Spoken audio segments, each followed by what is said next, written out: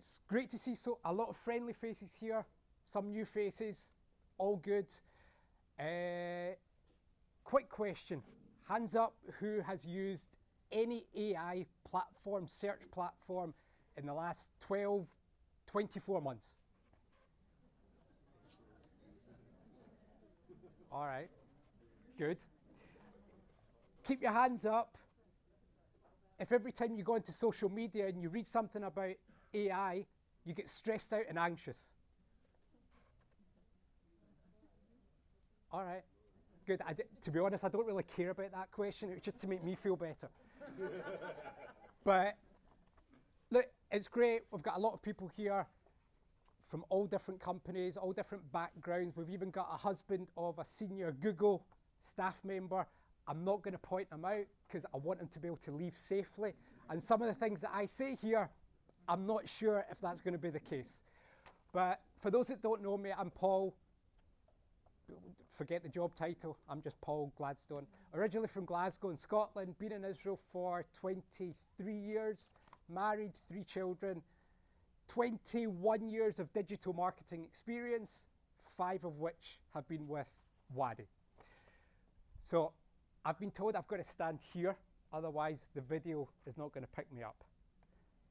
But eat or die. Who's heard about eat? Okay. So really, really important, really vitally important to everything that you should be doing.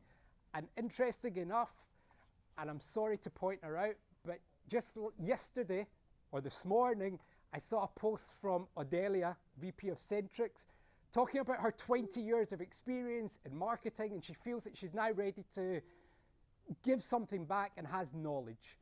I say that because first of all, she has lots of knowledge before today, but it's really, really important to be able to demonstrate all of this stuff, and we'll get into more detail shortly. SEO is no longer just about ranking. If you're focusing on keywords, you're going to have a problem, you're going to be left behind. It's about being recommended, it's about being cited. The new rules of search are not about forgetting what's happened before, but it's about evolving with what existed into the future. Anyone know who Benjamin Todd is? Okay. That's all right, it's fine. I didn't make him up. He's the founder of 80,000 Hours, okay? And he basically said he's written a lot of material, a lot of it is good stuff. As it becomes easier to create large volumes of content or design, the skill of selecting what's good becomes more valuable. And so do the strategic aspects of what we create in the first place. Basically meaning, and this is why I did ask about social media before, our time is valuable. We're on multiple different platforms, whether it's LinkedIn, Grok, wherever you might be. If your feed or feeds are anything like mine, it's just non-stop. You have to start thinking about how can I grab the user's attention? Why are they going to stop and read what I've got as opposed to continue to scroll and find something else? So really important. I forgot to start my clock. So Yoel will keep me right with time. All right, what was SEO too good to be true? Well, probably because it was really predictable. It naturally, not naturally, but it improved over time if you were doing it right. It was precise because anybody coming into Google, search for whatever they wanted, they were given 10 links or 10 websites that pretty much matched what they were looking for. And very low barrier to entry. Literally anyone, if they wanted to set up a website from today to tomorrow, could enter the game of SEO. So there was no reason why people couldn't do it. But then things changed. AI started in like 2022 or so. Most people hadn't heard about it. There was a little bit of noise around it, but generally speaking, nobody had heard too much about it. And then around the beginning of 2024, Gartner released a report that basically said some point in 2026, Google's going to have a problem because AI search and AI platforms are going to eat up a good chunk of its market share. So for anyone that was paying attention to that back in 2024, you could sort of see where things were going to go. Hence the reason why people that pay attention to it really shouldn't have been that surprised. But Google's at the center of the web's disruption, because up until the last 12 months, maybe a bit more, it was really clear what the agreement was between publisher, it doesn't matter what scale you were publishing content, publisher and Google. It was clear. It was, we publish fresh content, they crawled it, and in return they sent you visitors to your website or platform, wherever it was. But things started to change because Google were obviously trying to protect its market share. What used to happen was, for every 2 pages on your website, Google would give you 1 visitor. That was a trade. There was no contract, but that was the understanding. It now takes 6 pages. And when I say 6 pages, I don't mean 6 pages of low-level bullshit. I'm talking about 6 pages of high-quality, helpful content that users will engage with. So if anybody here has a strategy of copy-paste from AI, you're not going to find decent results longer term. We also have an issue because lots of people are searching. Search is at the core of everything that goes on online, whether it's in Google, AI, social media, it doesn't matter where it is, people are searching. But now 75% of all queries are zero-click search. So even people that are searching for something that you're trying to offer, most people are not making it to your website, and that's just the reality of where we're at. So it becomes a question of the people that actually do land on your website, what do you do with them? Ah, cool. That's helpful. So GEO, AI, what is it? Well, to be honest, whilst everybody's talking about it and acting as if it's something new, it's not really that new, because ultimately it's just taking all the content on the web and making it easier and presenting it in an easier fashion for people to understand what they're looking for. And that's basically what it is. So is SEO still too good to be true? And I actually want to take you into what is SEO? Because lots of people, SEO, GEO, AIO, we can go on and on and on. Ultimately, SEO is simply search everywhere optimization at its core. That's what it is. So SEO traffic, still pretty predictable if you know what you're doing and you get it right. The investment will still generate more value over time, but it's probably just going to take a bit longer than previously. SEO will still be precise, and it's still quite a low barrier to entry. So, and I'll give you an example a bit later on that backs up all those points that I'm making.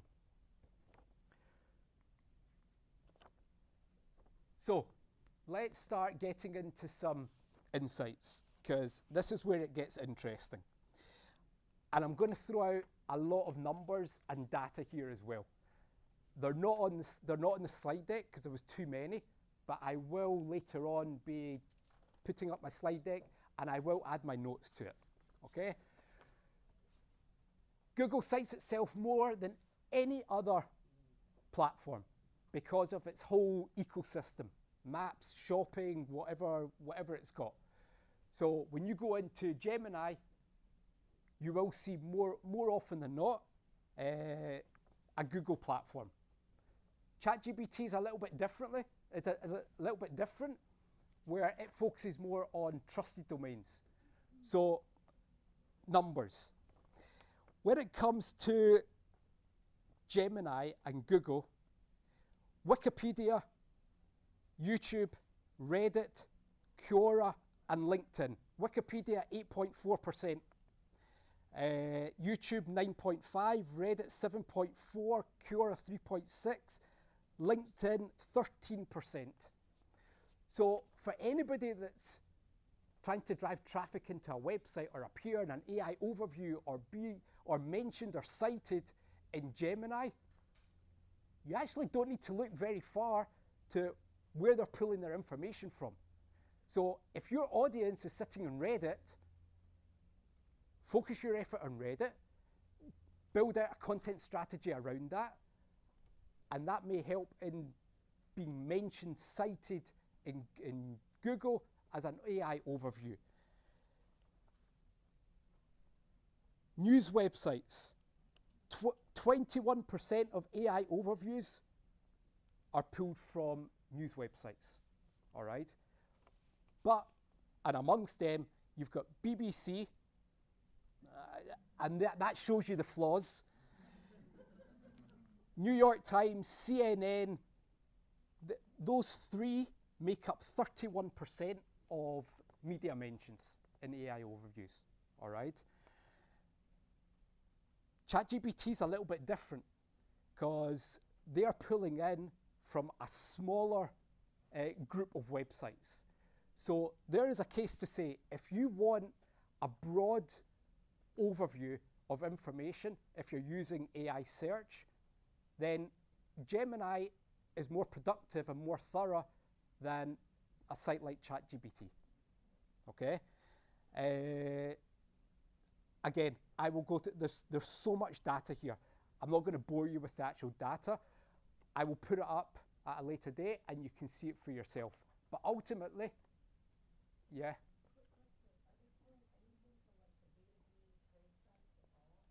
So I'm gonna get into that, but yes, they are, okay?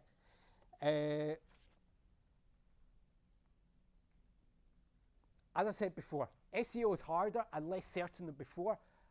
I speak to dozens of companies, and I still highly recommend SEO. Not just because that's my background, but because leads coming from SEO are far more valuable than any other channel. Once you get it right, to some extent it's free traffic. And there are so many other reasons as to why SEO search sits on top of everything, why you should be investing in it. But you need to understand that in the past, content on your site, people would come and that was it. That was how it flowed. Now, when you're putting content everywhere on multiple different channels, you need to realize your name is on everything, everywhere. And that's why EAT becomes so vitally important, because if you're putting content out onto multiple different channels, you need to demonstrate that you know what you're talking about. Because if you don't, people are going to continue to scroll, people are going to ignore you, and you're going to be left behind. Because AI mode is looking everywhere. And that's a massive, massive change compared to what it used to be. So when we get into content, what is helpful content? Well, helpful content, if I'm a user, I want it to solve a problem that I might have. I want it to be fresh and accurate. So don't give me a bit of content that's talking about numbers from 2020, especially even more if you're in the B2B game, because you're not going to show up if your data is out of sync, is out of date. Nobody's interested in that anymore. So you need to keep updating and refreshing the content that's out there on your behalf, on your company's behalf. Can I add something to that? Sure. Not only is it solving a user problem, but also not just talking about themselves. Abs- Already like focus on the user, but like there's so many websites out there that just kind of position themselves as a brochure to here's what we do. And even if they are talking about the user, it's still talking about themselves. Absolutely. Yeah. I don't want to go to a website that's just talking about the brand, that's just talking about maybe the writer. I want to go to a place where it's helpful and I learn something. Focuses on the user. Again, stop thinking that they just want to hear about your product or your solution or what you have to offer. Help them understand what their pain points are, what their questions are, because that's how you'll get their buy-in and their engagement. Create a presence. That's everywhere. If you don't have a presence, if you don't have a name, if you are not putting yourself out there and on a personal, I hate social media. I really hate social media. I'm on LinkedIn. Apart from LinkedIn, I'm nowhere to be found, I hope. I hate it. But I understand the value of it. So I understand the importance of being there and putting good content out there and helpful content that people will engage with me or that I can add value to other people. As I've just said, engaging content and how it's presented. You need to think about that. You really need to think about, and you need to think about beyond your brand and what you're offering, as I said before. And you've got to present it in a way that's not just engaging, but easy for people to digest it. Because whether we like it or not, and I'm going off topic a little bit, but I have to say it, whether we like it or not, the world of digital marketing is dumbing ourselves down and has been for a number of years. I don't like it, but this is the way we're going. So we're going into the direction of 30-second videos because we can't digest a half-an-hour video. We're going into content with bullet points because we decided that we can't read a long bit of content. And it goes on and on and on. So you need to give what your audience, what your target audience is looking for. Not just in terms of the place where they're sitting, but what type of content they're going to digest and bring them into where you're sitting. Show eat. That's got to be at the core of everything you do. If you can't demonstrate that you have the experience, that you're trustworthy, and all the rest of it, then forget it. Why is anybody going to come into your website, buy something from you, all the rest of it, if you can't even get them on board and on side with what you're talking about? Yeah.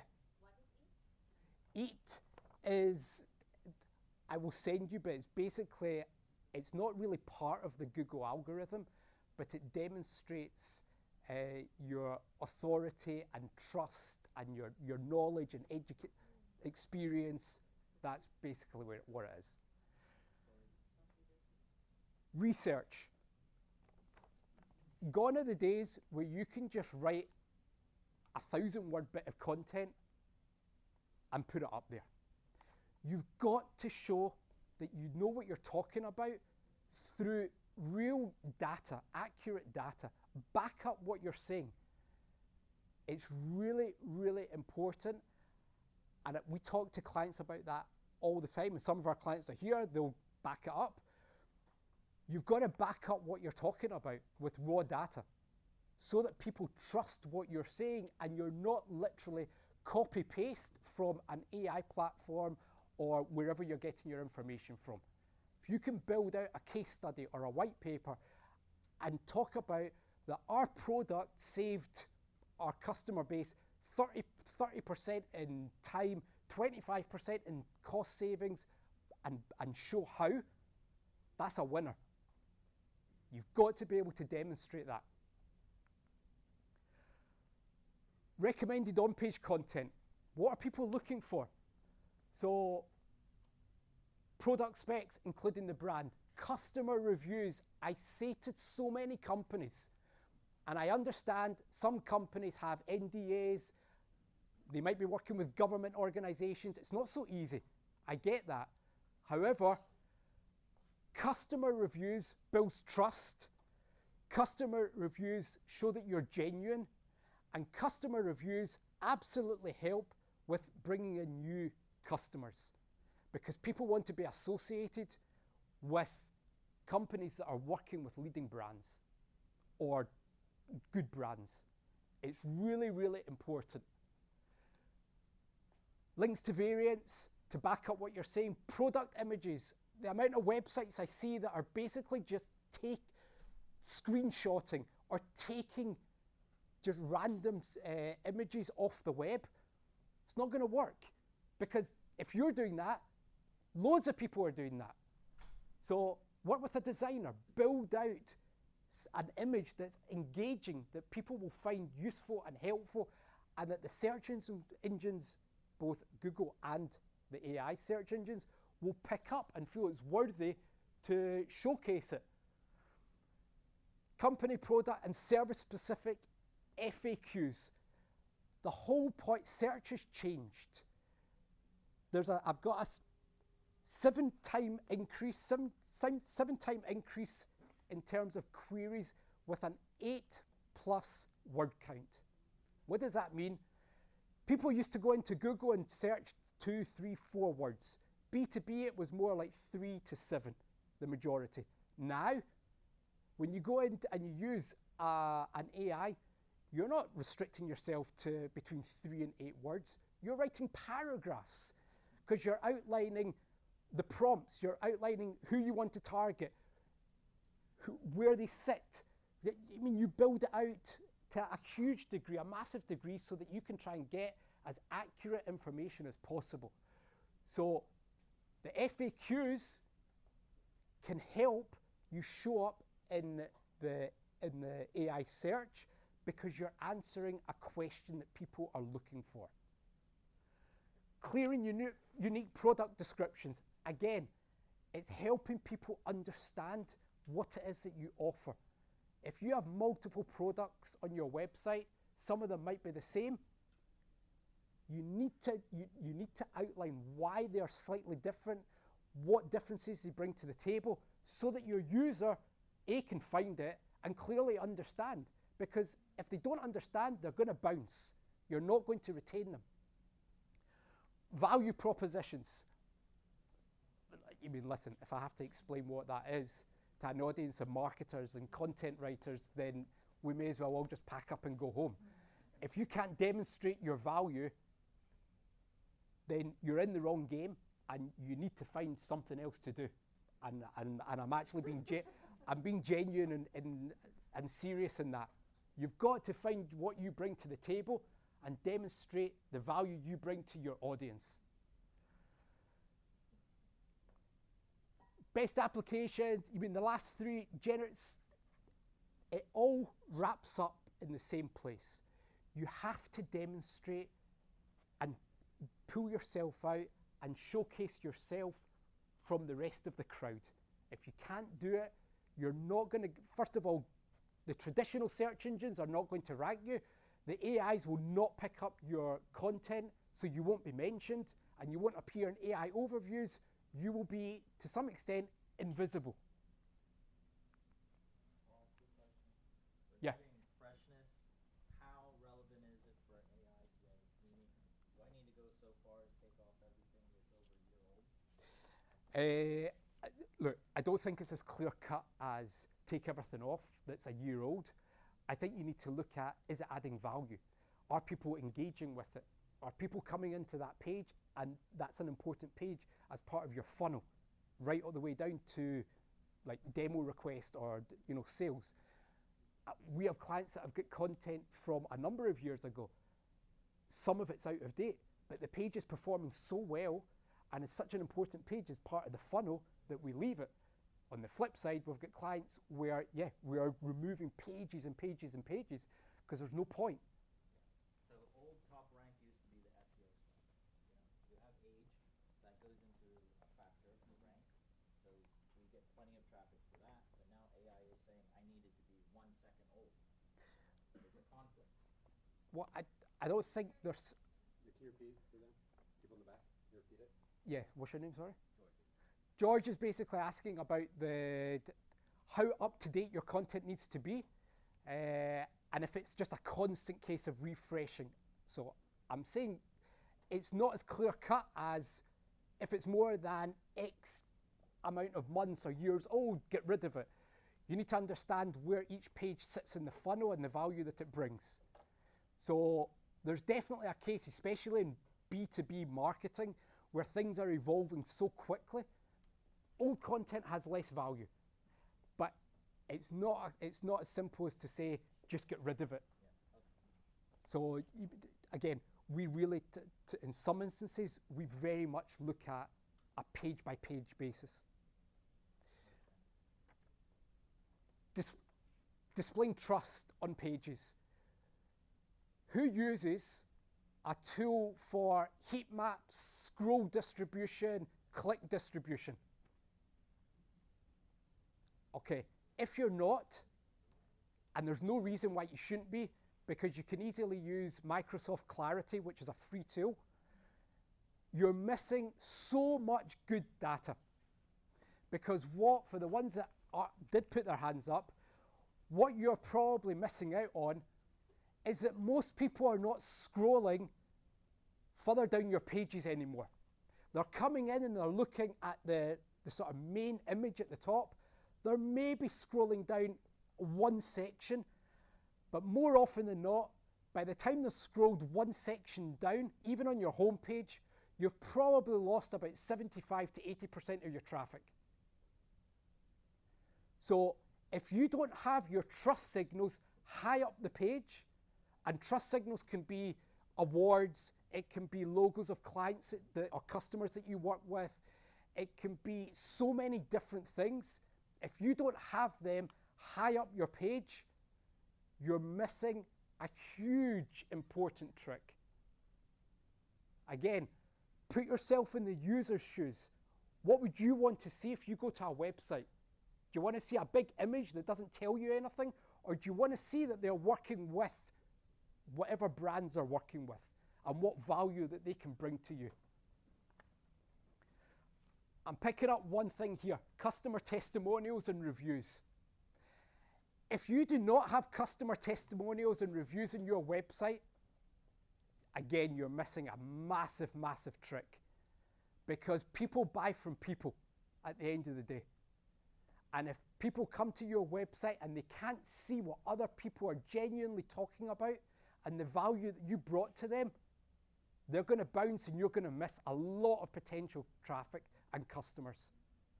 And I include that on the Get a Demo page as well. And I'm happy to talk about that with anybody afterwards, because the Get a Demo page, people tend to forget about. And they just want to have a form. And there's so many other elements that should be on a Get a Demo page, because that is ultimately the final page that somebody's going to come to on your website. That is your last chance to convert them. And if you're not telling them or giving them the signs and the signals, they are not going to fill out that form and they're going to bounce. Who knows about Pareto's principle? Well, you do now because it's up here. But in the good old days, or maybe it wasn't such good old days, but in bygone days, it was very much a case of you had your website, you optimized the entire website for, every page for a different keyword, and that was it, all right? It's no longer the case. You need to build out topical authority. And you're going to hear more about that in weeks, months. If you go online, you'll hear about it. Stop working and optimizing your entire website, because there are parts of your website that the AIs are looking for, the search platforms are looking for, and that's the stuff that's driving your traffic. If you are spending time optimizing pages that are not showing up in Google, that are not showing up in any of the AIs, that are not on social media, what's the point? You're wasting time, you're wasting collateral. Focus on the stuff, the clusters that people are looking for. Yeah? Just on that point,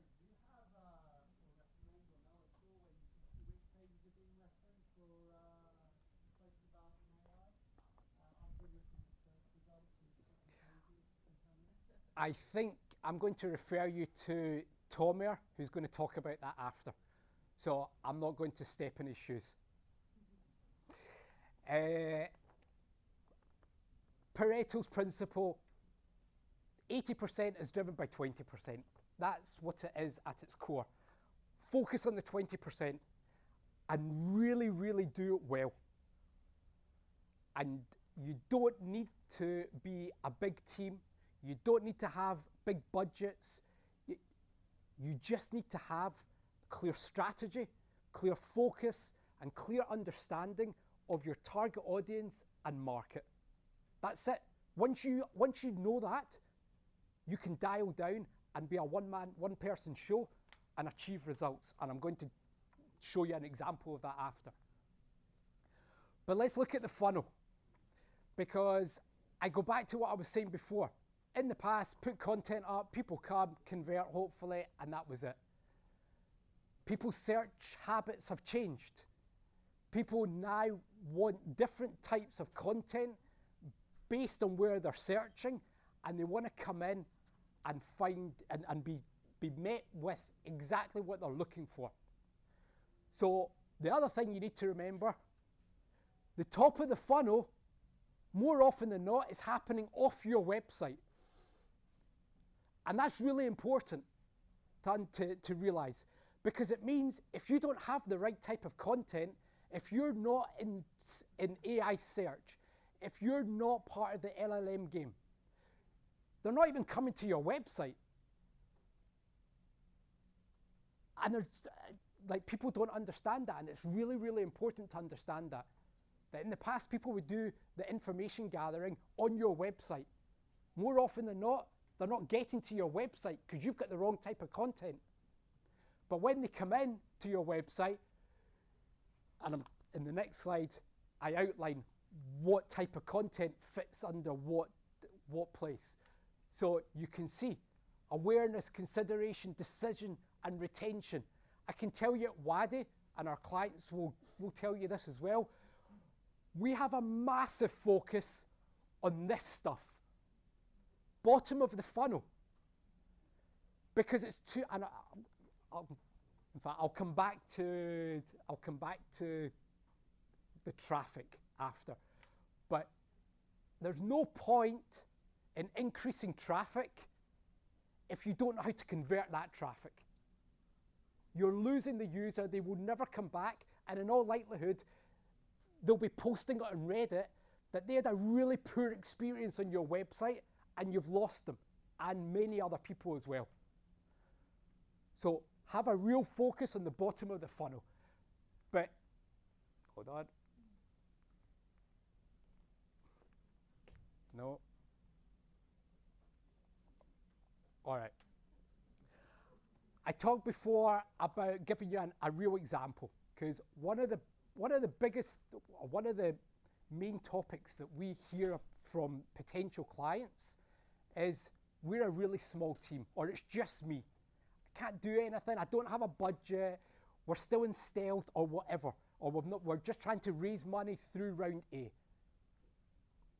It doesn't matter, as I said before, because you just need to have the principles and the core dialed down. So this is a website that was set up 4 months ago. It was creating content and is creating content, social media, video, helpful guides, and answering questions that people may have. All right? And it's building trust by association with respected people at respected companies. That's it. It's run by one person.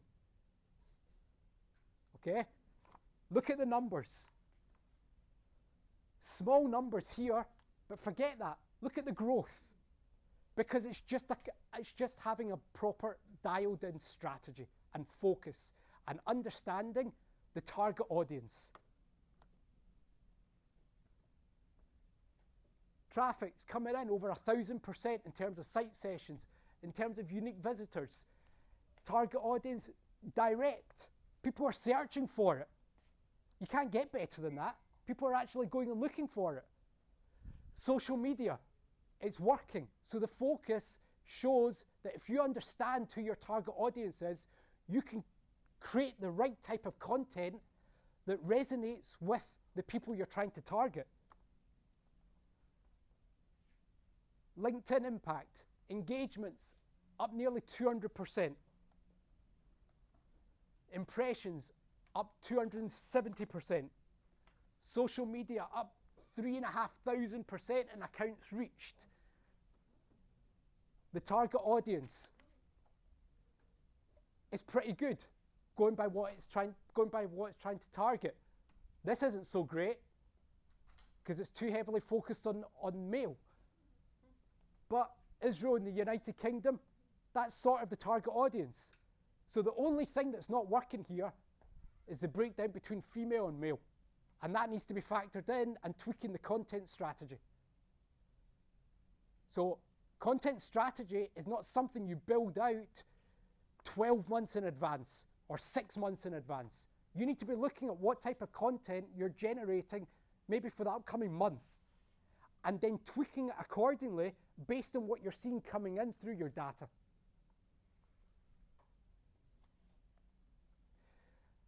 And the user funnel. I've said before, the user funnel used to be you'd put content on your website, it would be optimized for a keyword or two, Google would rank it, somebody would come in. Gone are those days. You're now seeing traffic from all these types of sources, and they are pinging all over the place. They are not coming into your website, reading a white paper, jumping to a case study, and then converting. They're coming into your website, they're then maybe going to YouTube and watching a video, they're then maybe coming back into your website to read a case study, but then they're off again to LinkedIn or X, and they're all over the place.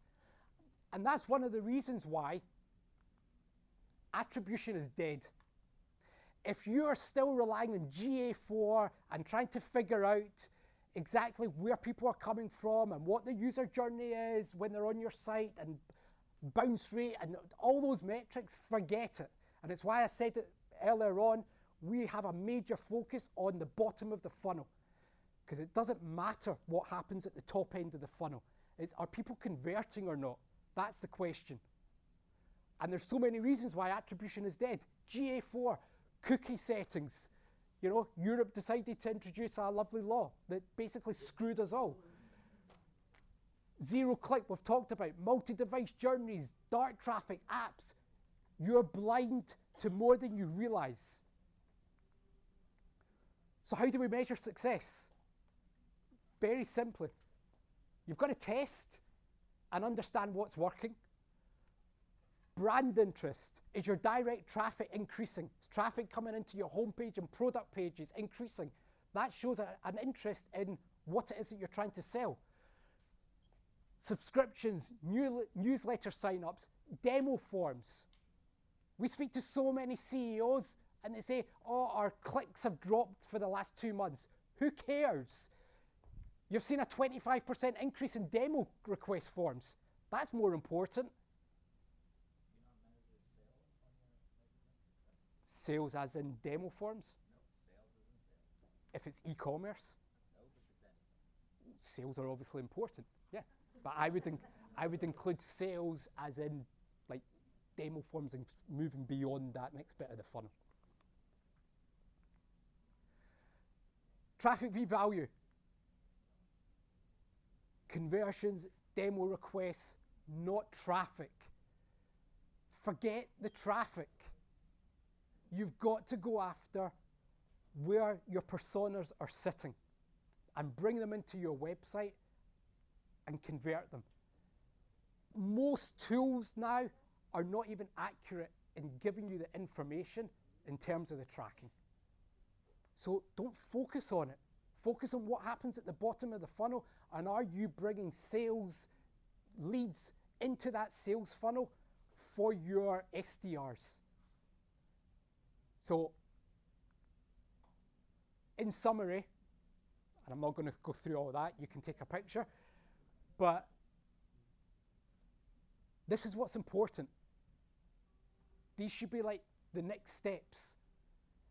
But again, I go back to the people that, if you don't know, if you don't understand your target audience, if you don't know the personas that you're trying to target, and you don't know where they're sitting, then you can't create a clear content strategy, whether it's on social media platforms, whether it's on AI search, whether it's in traditional search. You won't be able to reach them because your content will not rank, it won't be pulled in by the LLMs, it definitely won't appear in AI overviews, you will just be blind. And it's going to become harder and harder as time goes on. So for anybody that's leaving here and doesn't have a content strategy based on your personas and target audience, I'd probably suggest that this afternoon you go and build one. And I don't mean go to an AI platform and plug in, this is my business, this is who I would like to target, build me out a content strategy. Because that will not work. Because if you're doing it, another million people are doing it, and you're going to end up creating the same substandard crap that we see being published day in, day out on the web. Focus on creating value. If you create value, you will be pulled into LLMs, you have a better chance of being seen, and 100% that will be filtered all the way through the funnel. Thank you.